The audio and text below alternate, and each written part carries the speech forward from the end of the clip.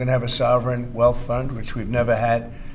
We have a lot of things that create wealth, and you're seeing that over the last 2 weeks. I think we've created more wealth.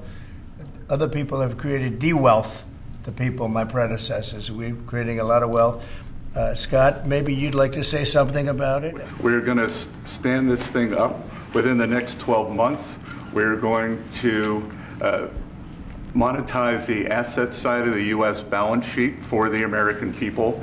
We're going to put the assets to work, and I think it's going to be very exciting. We're going to study best practices as done around the world. It'll be a combination of liquid assets, assets that we have in this country as we work to bring them out for the American people. The extraordinary size and scale of the U.S. government and the business it does with companies should create value for American citizens.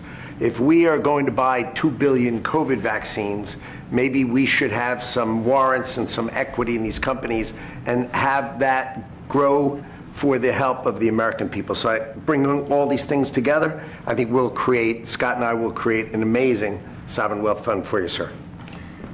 So other countries have sovereign wealth funds, and they're much smaller countries, and they're not the United States. We have tremendous potential in this country, tremendous. You're seeing that, what's happened just in a short period of time. And as an example, TikTok, we're going to be doing something perhaps with TikTok, and perhaps not. If we make the right deal, we'll do it, otherwise we won't.